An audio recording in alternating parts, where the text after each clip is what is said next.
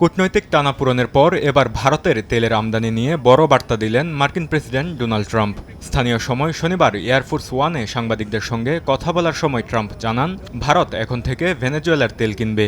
এরই মধ্যে এ বিষয়ে একটি চুক্তি হয়েছে বলেও দাবি করেন তিনি, যা ইঙ্গিত দিচ্ছে ইরানের পরিবর্তে ভেনেজুয়েলাই হবে ভারতের তেল আমদানির নতুন উৎস। যুক্তরাষ্ট্রের শুল্ক নিষেধাজ্ঞার মুখে ইরান থেকে তেল আমদানি কমিয়েছে ভারত। ইউক্রেন যুদ্ধে রুশ তেলের দাম কমে গেলে রাশিয়ার দিকে ঝুঁকে পড়ে দেশটি। তবে রাশিয়ার কাছ থেকে তেল কেনা নিরুৎসাহিত করতে ভারতের উপর 25% বাড়তি শুল্ক আরোপ করে ট্রাম্প প্রশাসন।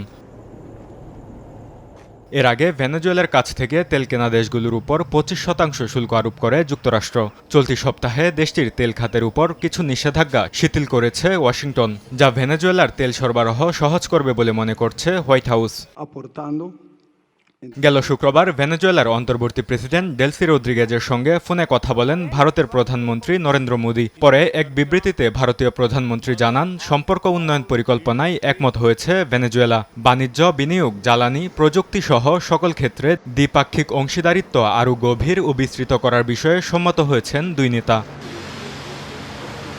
অন্যদিকে চীনকেও ভেনেজুয়েলার তেল কিনতে স্বাগত জানিয়েছেন মার্কিন প্রেসিডেন্ট ডোনাল্ড ট্রাম্প। বেজিং ভেনেজুয়েলার তেল নিয়ে ভালো চুক্তি করতে পারবে বলেও মন্তব্য করেন তিনি। একে আন্তর্জাতিক জ্বালানি বাজারে ভূরাজনৈতিক গতি পরিবর্তনের অংশ হিসেবে দেখছেন বিশ্লেষকরা। বরকতুল্লাহ, সময় সংবাদ।